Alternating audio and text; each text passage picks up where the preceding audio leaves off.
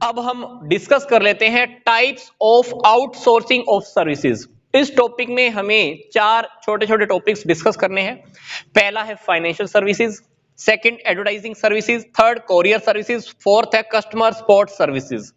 First topic के अंदर अगर हम बात करें तो दैट इज फाइनेंशियल सर्विसेज।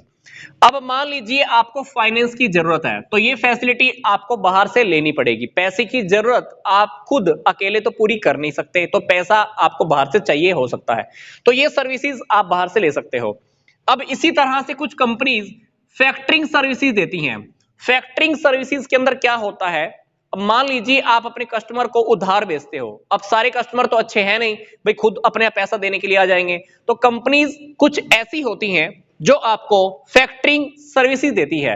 वो क्या करती हैं, आपके कस्टमर से पैसा कलेक्ट करती हैं और आपको पेमेंट कर देती हैं। तो ये फैसिलिटी जो फैक्टरिंग की मैं बात कर रहा हूं, ये स्पेशल कंपनीज होती हैं। ये फैसिलिटीज मुझे उन कंपनी से लेनी होती है। ये कंपनी स्पेशली पैसा कलेक्ट करने का ही काम करती हैं, बदले में आपसे कमीशन ले लेती हैं।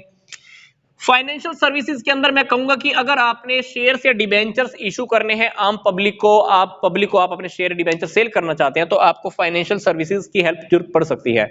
आपको बैंकों की हेल्प लेनी पड़ सकती है, फाइनेंशियल इंस्टीट्यूशन की हेल्प लेनी पड़ सकती है। तो ये 3 टाइप के टॉपिक मैंने आपको इसके अंदर ही बता दिए हैं। आप पैसा लेना चाहते हो, पैसा कलेक्ट करवाना चाहते हो, अपने शेयर्स या डिबेंचर्स को सेल करवाना चाहते हो। फिर नेक्स्ट है एडवर्टाइजिंग सर्विसेज। एडवर्टाइजिंग की सर्विसेज आप चाहो तो खुद क्रिएट कर लो अपनी कंपनी के अंदर, चाहो तो बाहर से ले लो। जब आप बाहर से ले रहे हो तो आप एडवर्टाइजिंग की सर्विसेज को लेते हुए स्पेशल क्वालिटी भी ले सकते हो, क्योंकि एडवर्टाइजिंग कंपनीज को पता होता है कि एडवर्टाइजिंग कहां करानी है, कब करानी है, क्या कॉस्ट आएगी। अदरवाइज क्या होगा, एडवर्टाइजिंग का काम अगर आप खुद करने बैठ गए तो आपको बहुत महंगा पड़ेगा। उनके पास पूरा सेटअप होता है। देन है हमारे पास कोरियर सर्विसेज। ये कोरियर की सर्विसेज तो हम सबको पता ही है, आजकल हम सब लेते ही हैं। आपको किसी कंपनी को कुछ भेजना है या मंगवाना है तो कोरियर के थ्रू आ सकता है। पहले तो क्या होता था, पोस्टल डिपार्टमेंट होता था। ये डिपार्टमेंट स्पेशल सब रेख देख करता था, ईमेल के ऊपर नजर रखता था। जितनी भी मेल आती थी सबके ऊपर चेक करते रहना, किसको कोरियर भेजना है, कहां से लेटर आया, चाहे वो फिजिकल फॉर्म में था। पहले इस तरह से काम चलता रहता था। आजकल क्या है, कोरियर वाले काम हमने कोरियर कंपनीज को दे रखे हैं। भाई मेरा प्रोडक्ट वहां तक पहुंचा दियो, मेरा प्रोडक्ट वहां से कोई आए तो मुझे दे दियो। तो कोरियर की सर्विसेज भी हम बाहर से ले सकते हैं। इसी तरह से कस्टमर सपोर्ट सर्विसेज।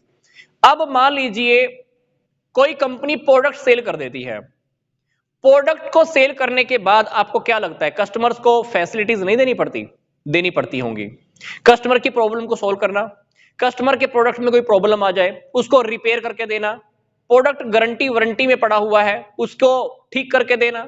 तो आपको प्रोडक्ट सेल करने के बाद काफी सारी फैसिलिटीज कस्टमर को देनी पड़ती है। यस, प्रोडक्ट सेल कर देना ही काफी नहीं होता है, प्रोडक्ट को सेल करने के बाद आपको कस्टमर को सेटिस्फाई भी रखना पड़ता है। क्योंकि अगर कस्टमर सेटिस्फाई नहीं है, अगर कस्टमर सेटिस्फाई नहीं है तो वो आपका प्रोडक्ट किसी और को रिकमेंड नहीं करेगा, और ना वो दोबारा आपका प्रोडक्ट खरीदने के लिए आने वाला, बल्कि आपकी गुडविल को डाउन कर देगा। प्रोडक्ट बेचने के बाद हमें कस्टमर को बहुत सारी फैसिलिटीज देनी पड़ती है, उनको सेटिस्फाई रखना पड़ता है।